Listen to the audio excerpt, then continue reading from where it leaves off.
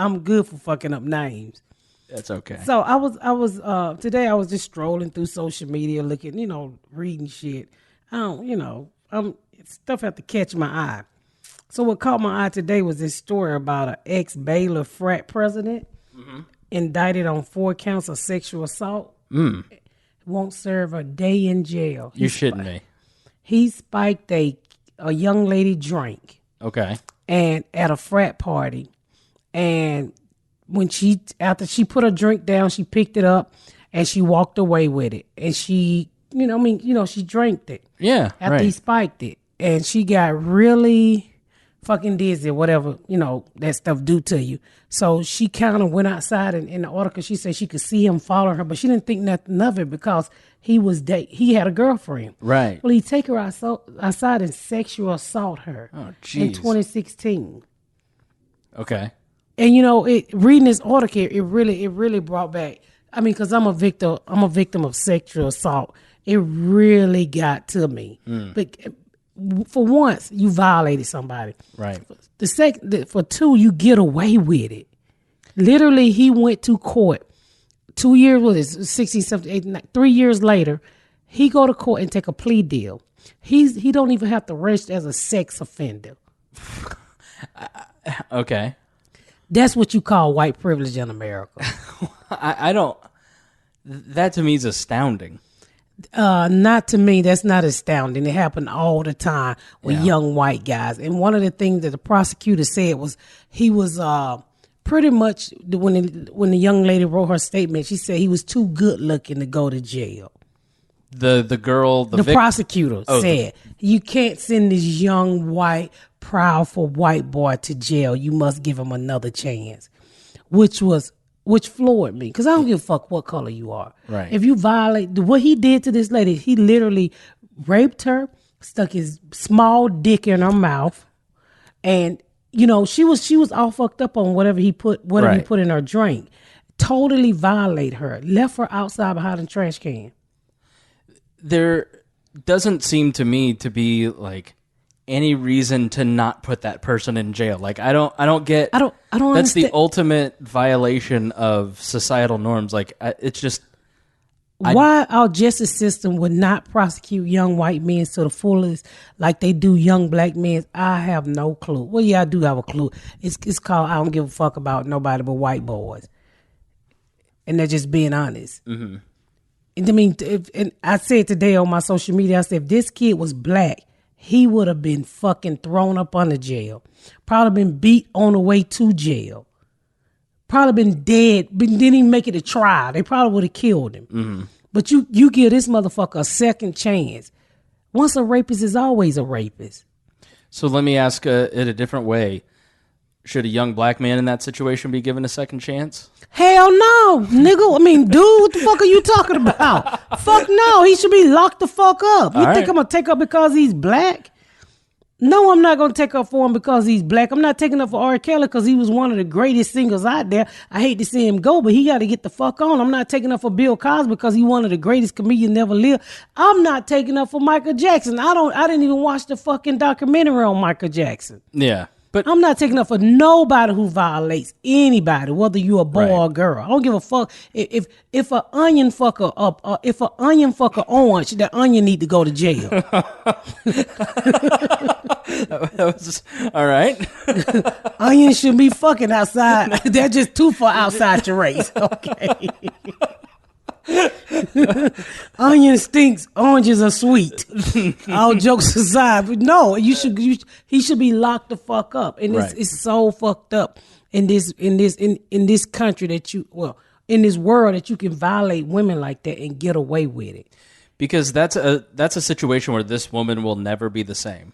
Hell no, she'll never be the same. And it's generational too. And she said in the article that he took her virginity. So now you got to always remember losing your virginity to a piece of shit like that. And usually most women lose their virginity to a piece of shit, but it's always willing for sometime, most time, 90% of the time. Yeah. But every time you think about losing your virginity or sex, you always will remember this motherfucker face while he go out and have a simple life. This motherfucker go off and have wife and kids and act like this never happened. They didn't register him as a sexual, what is it? Registered sexual offender. Registered sexual offender. They didn't register him as that. He should be in jail for 30 years. You get a tap, you got 3 years probation, $400 fine. You mean to tell me this white girl life is just worth $400 fucking dollars? Yeah, he doesn't even have to pay for the therapy that she has to go through for years. Yeah, he got to go through some alcohol and drug therapy. Now you tell me this country ain't fucked up. This country don't give a fuck about women, but they're quick to tell us what we can and can't do with our bodies. Mm-hmm. But when you violate us, we don't give a fuck. But you better not have an abortion. You going to hell. No, you motherfuckers going to hell. That's why I always say, that's your pussy. If you choose to set firecrackers off in your pussy and turn it into the 4th of July, that is your pussy. Set 4th of July your pussy. Do what you want to do to your body. This is my body. Who the fuck are you to tell me not to have an abortion? Who the fuck? If I want to take a staple and clamp my jaws together on my vagina, I can do that. If I don't want my vagina to leak or talk, I got that right. This is my body. Right. But this world trying to tell us as women, we can't set firecrackers off in our pussy. If the juice don't get on you, it should be all right, right? Right. If I turn my vagina into 4th of July and as long don't none splatter on you, it's my vagina. I agree with you. I think as long as that's the problem with this guy. Like the foundational principles of this country is that you should be able to do whatever you want to do as long as you're not hurting somebody else. Exactly. But we've gone so far in legislating things that are nonviolent crimes, like the drug war, for instance, takes up so much energy and time. When it never was a war on drugs, it was a war on black people. That'll be a whole nother topic, y'all. A whole nother episode. No fucking war on no drugs. But then this guy, how can it be a war on something that the government let in here? Since we went there. How the fuck is a war on something that the government, nothing get in this fucking country without the government knowing about it. Yeah. And I'm not even going to go deep because I was a crack dealer. And if you listen to this podcast for the first time, yes, I used to sell crack. Nothing get in this motherfucker without the government. Yeah. Not no Mexican, not no drugs, not no apple, not no orange, not no baby, not nothing. Not even an onion. Not even an onion, fucking an orange. It was a weird place to take it right after but... Yeah, I mean, to your point, like Nixon couldn't criminalize being black or being a liberal, so he started the war on drugs. I mean, it was literally... Was that Nixon? I thought that was the daddy Bush and then Clinton. No, it was Ehrlichman said that in the 90s, Nixon's chief of staff. So because they wanted to win in 72, they wanted to start cracking down on... weed? Crack wasn't popular when Nixon was in office. I wasn't even born when Nixon was in office. No, but you have to remember, like in the late 60s, you had like all these, you had the Black Power movement, you had the Black Panthers, and then... they was cracking down on niggas, not drugs. So right. It wasn't no movement on no drugs. It was a crackdown on niggas. That's what it was. And then you had, like the Weather Underground, which were a bunch of white college kids who were anti-war, who were bombing federal buildings. Yeah. And they couldn't really... So to infiltrate those groups, the Black Panthers, the Weather Underground, they started going after quote-unquote drugs. And so they started, going... Middle America basically said, yeah, we should really crack down on drugs. This is getting out of hand. But it was really just a way for the government to crack down on being black, on being anti-government. Different. Yeah. They ain't give a fuck about no anti-government because look how long it took them to get in that shit with Waco and all that other shit. Yeah. All they give a fuck about is blacks. They want to know what the fuck the Black Panther was doing. Right. And I have people still ask me to this day, what about the Black Panther? I was like, they work at Jiffy Lube. All the ones you didn't kill. They work at Jiffy Lube. Are the Black Panthers still around? They work at Jiffy Lube. I didn't know that. I don't know that either, but I'm quite sure the movement is over and they got a fucking job by now. Yeah. Okay? They got a 9 to 5. So I haven't seen a Black Panther, and I was born in the 70s. Right. I don't know if no fucking Black Panther. I don't know if the movement is real. I've never seen a fucking Black Panther. I remember they popped up in like the 90s. Oh, there was a bunch of kids overdressed in heat. They were just hot. I remember that too. They used to be. They changed their name from the Black Panther. I think they was called the Guardian Angels or some shit like that. I think that was like the guys that wore red caps in the subway. But Yeah, I just remember as a kid in the 90s, at the LA riots, like Black Panthers were around then, but... See, I was really young in the 90s, and you was a fucking kid in the 90s, so there's some shit you read. Yeah. No, I wasn't paying attention to the world in the 90s. I was a nerd, so... Oh, okay. Well, you was a nerd. I think I was selling crack in the 90s, so that was none of my fucking business what the Black Panther was doing. I was living my best life. I was young. I was selling crack. I was shooting at my baby daddy. I was fucking roller skating with him. I was fucking having a time of my life. I didn't know what the fuck was going on in the world. All I know is what was going on in my community. We was shooting craps, selling crack, and eating a lot of fucking fast food. What was your go-to fast food?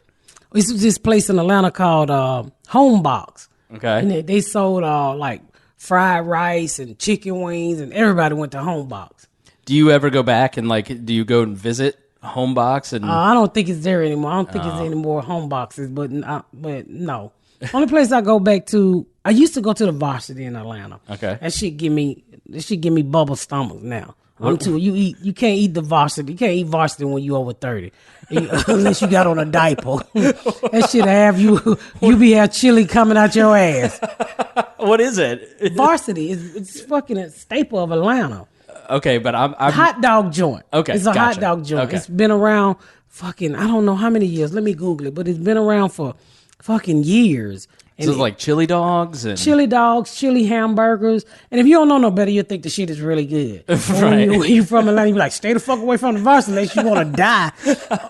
It's good it's good when you constipated. If you got something to get out your ass, the Varsity will get it out your ass. Is it like you're drunk at 2 a.m. so you go to the Varsity? That sort of food?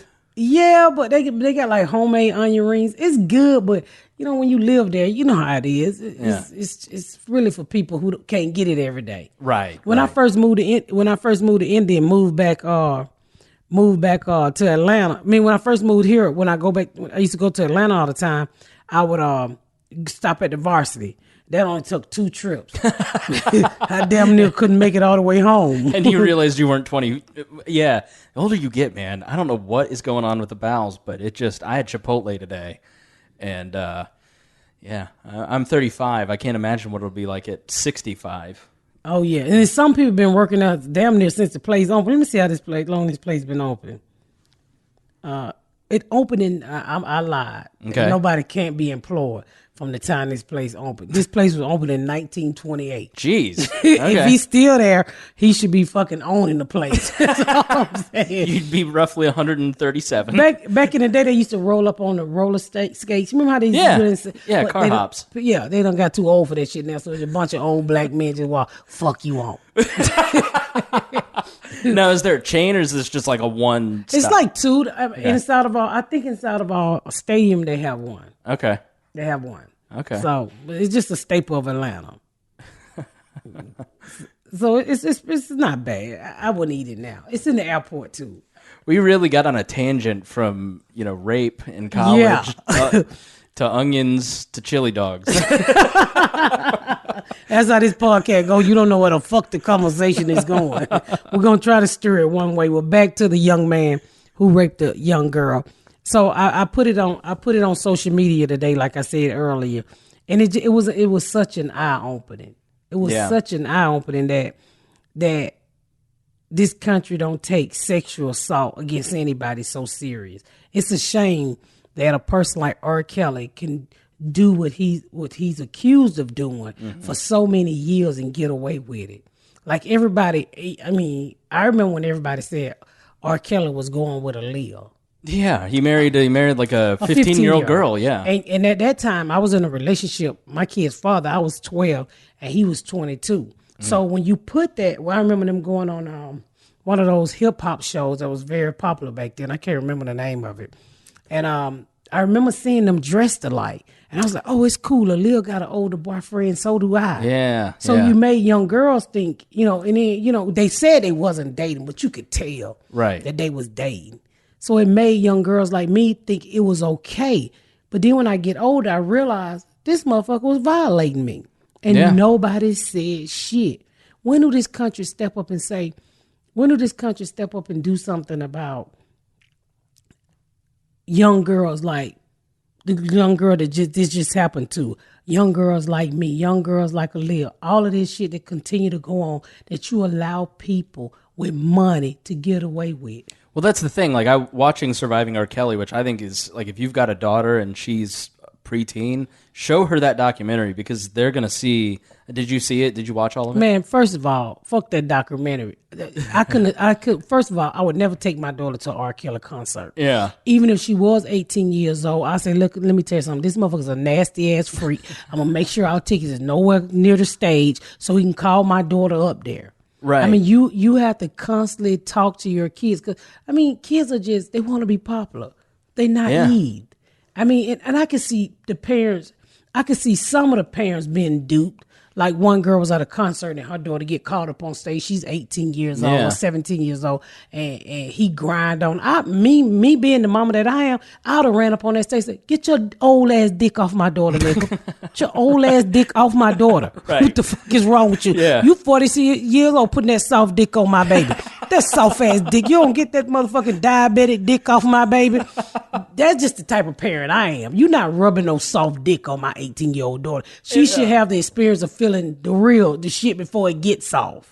Yeah, the girls that are like basically trapped now, you go, like, these parents genuinely thought they're that brainwashed. It wasn't going to happen to us. We were watching them. They were taking care. It's like the second a predator. I mean, I didn't really know a lot about it, but I think watching stuff like Surviving R. Kelly, I think it's like starting to change. I think the Me Too movement has been really helpful in starting to change things. What?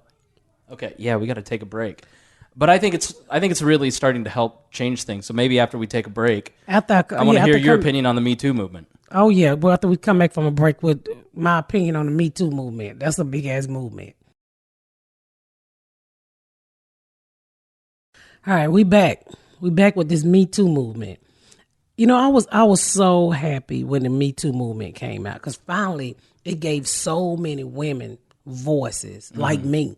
Because, I mean, when you've been violated, you really don't want to talk about it. That's one of the reasons why I sell a T-shirt to say it's never too late to tell your truth. It takes a lot to come out and tell somebody that you've been violated. Right. Because as a woman, when you wait a long time, like the lady, remember when our president nominated Kavanaugh and the lady came forward? Blasey Ford. Yeah, and they was like, well, if it's really true, why you wait 25 years? Right. And that shit kicked me in my chest. And I was like, come on, America, that's somebody's mother, daughter, sister, aunt, friend. Why would you do her like that? But that's one of the reasons why they don't come out, because people fucking start to judge. Why you wait? It's none of your fucking business why we wait. It takes a lot. My mama boyfriend molested me and my sister. Shit started day one she met this predator. And one of the things he told us, he would take us and take us. I'll never forget this shit. And I don't really tell this story. My husband never heard this story until I wrote my book. And well, you read it. Yeah. He would take us out to the graveyard and perform oral sex on us. And we was like 7. Right. We didn't know what it was. And he would give us $5. And he was like, don't tell your mama, because if you tell your mama, then you guys going to have to move and I won't buy you food no more. So in our head, he brainwashed us to make us think that we was helping our mom. Right. That we was helping our family. And he did this shit for years. Right. Years. And not one, I remember trying to tell her, and she's like, shut the fuck up. Yeah. And then after that, you knew she didn't care. But he continued to do it until the day I started messing with my kid's father at 12 years old. He continued to violate. He molested me and my sister from probably 6 or 7 to about 12 years old, 11 or 12 years old. I mean, talk about the first time you really brought that up when you were writing your book. When I wrote my book, and I had never told anybody that story. So when my co-writer was like, are you ready? You know, I know you've been violated. I was like, I really don't want to talk about this. She was like, Pat, you got to put it in the book. So I said, I had to take a deep breath, and I'll never forget it. I was standing in the kitchen, and I go and I tell I said, let me call my sister on 3-way. So I called my sister and I said, Maypop, I said, I have the lady who write my book on 3-way. I said, I'm going to ask you some questions, and you just answer them to the best of your knowledge. I said, do you remember what Mr. John did to us? She said, yes. I said, do you remember where? And she told the location. And do you remember his car? And I said, okay. Because, when you write a book, like my book, you want to make sure people not making up shit. Sure. So I got off the phone with her and I said, I think I'm ready to tell you. And no lie, me and this woman cried for probably 30 minutes. Because I had never told that story. And everything that I had taken, all that pain I had taken and pushed to the back, it just ran to the front. Yeah, you feel all those feelings like the second you say it. Oh, my God. And I could not stop boo-hooing. I could not stop crying because it was over 30 years. Yeah. I had never told that story before. And I wanted to tell it, but I always push back. That shit didn't happen. I don't want to talk about that. Right. I don't want to think about that when no memories come back. Like it was certain music that I would hear that would remind me of him. Certain things, certain smell that would upset me. And nobody knew why. Right. And my husband was like, you bipolar? I said, no. It would be bad memories of my mama boyfriend. Yeah. Certain foods I could see in the grocery store. Yeah. Just make sure you're talking to the mic directly. Oh, so certain foods I could see in the grocery store. Just certain stuff I could see and hear and smell that would remind me of that piece of shit. Yeah. And I told the story. I had never told it. And when I was sitting there watching this lady tell her story after all of these years, and everybody was like, why you wait so long? She telling a lie. Even women was saying that shit. And I was like, what if that was your fucking daughter? I mean, put yourself in other people's situation. What if that was your fucking daughter? Would you want people to judge her like that? Yeah. And there's so many women that want to tell their stories in this world, but that's one of the reasons why. There was a national stage that people dogged this woman out on. People literally said, go fuck you. Nobody care about you being violated. We want him in office. And what kind of message does that send to women like this you country you 5 years ago who was sitting there going, I want to tell my story, but nobody's going to believe me because I'm watching this woman tell, and that's where I look at it's whether you believed her or not, like there's certain ways that you can talk about these things that are respectful, I think, to all sides, because I don't think people really understand when they talk on social media about certain things. People aren't seeing you talk about Christine Blasey Ford. They're seeing you talk about them. Yes. And you don't understand the weight of the choice of your words when you're on social media sometimes. I don't, and I'm sure most people don't. And I think for somebody like you who's gone through what you've gone through, you read that and you're just kind of going, well, then I'm just not going to tell anybody. And that just by that time I had already told my story. Yeah. It was in the book. The book was out. But I was sitting there saying that was one of the reasons why I never opened my mouth. Yeah. And it took a lot to put that story in the book. It took a lot to open them doors and dig up. There was some demons. There was some demons I had finally locked in a closet. There was some pain. I don't know if they was demons, but there was some pain that I had literally locked away that I didn't want to ever deal with. I was willing to go to my grave with that story. My own husband, who I've been with for over 20 years, had never heard that story before. So when Rabbit comes out, what was the reaction to that particular story, maybe some of the other tougher ones? That probably was the toughest story in there. Other part of the book was just mostly about how I was denied love, how I realized in life what I was searching for. I was searching for love. Yeah.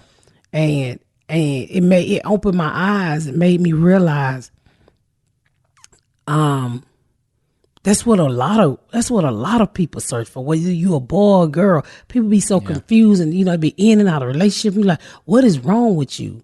I was never in and out of relationship. That's actually my third man in my life. That's my third relationship. And I realized I didn't love myself. I did. That's one of the things I realized through the writing of the book, or before. Over the years, when people like, how did you get where you at today? I was like, I don't know. Honestly, people like, how the fuck did you come from all of this bullshit? You've been molested, you've been raped, you've been shot, you've been beat, and how did you get here? And I was like, I don't know. Yeah. And then when I started to sit down and put my life into perspective, and I was like, oh my God, I was searching for something. Yeah. And that's what it tells you at the end of the book. I was searching for love. Yeah. All I ever wanted to do, that's one of the things when my kid's father said, oh, I love you. It hooked me like a fucking fish to a hook. Because nobody had ever said that. I had never heard those words. And I took it to heart. I mean, I felt hell over heel for him. It was rough. I mean, I was really just a young girl looking for guidance. I think because he was so much older than me. Yeah. I think he was more like sometimes I say he was a father figure because he was like 22, 23, and I was 12. Yeah. A big brother. Which is victimization in and of itself. I mean, Yeah. do you look at that relationship now and look at your age and go, that in and of itself was a problem? Yeah. But you know what I realized too, writing the book? One of the things I realized writing this book, with, Rabbit, I realized it was a cycle I was stuck in. My mama had kids by an older man. My mama had her last child when she was 21 years old. I was her sixth child.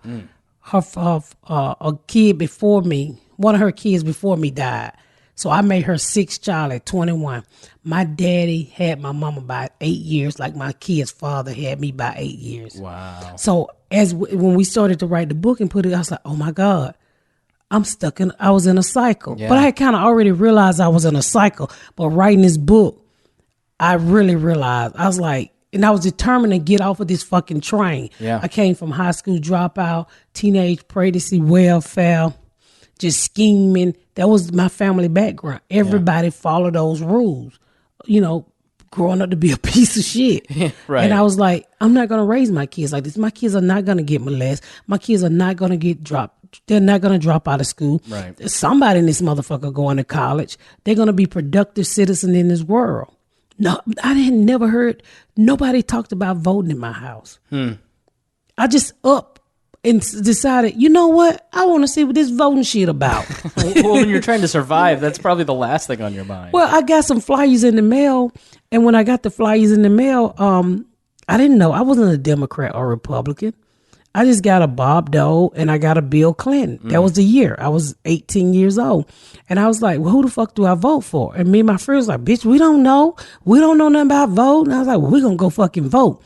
And I looked at Bob Dole and I was like, oh my God, this white man is old and wrinkled and ugly. I'm not voting for this prune face ass white dude. Right, yeah. And then I looked at Bob Dole. I looked at Bill Clinton. I was like, God damn, Bill Clinton cute. I was like, we vote for this cute ass white dude right here. Right. We vote for him, and that's how I became a Democrat. All because Bill Clinton was on that flyer looking like a snack, baby. He was looking like a white snack. He was looking like a white cracker that day. One of them crackers that you get at church and you put on your tongue and it dissolves. The community cracker. The community cracker. That's a Jewish cracker. Who the fuck you get them crackers from? Oh, shit. He was looking like one of them crackers that dissolve on your tongue. I was like, I'll do this cracker right here. That motherfucker cute. And that's how I fucking became a Democrat. That's wild. And I went and voted and I felt so proud. And I was like, I am a productive citizen. So we're almost out of time, but I wonder if there's anybody listening who is a woman who's been violated or in a situation like you've been in or like this woman and hasn't come forward and talked to anybody. Like, what would you say to her? I would say tell your story. Don't ever be afraid to tell your fucking story. It's your story. You can't change the minds of people you can't change people's minds on what they're going to believe or what they're going to think of you. Who gives the fuck what people think about you? Yeah. That's one of the things I had to learn. I don't give a fuck what you think about me no more. I don't give a fuck. Tell your story. Your story, it will be such a relief. It's almost like losing 10 pounds off your titties.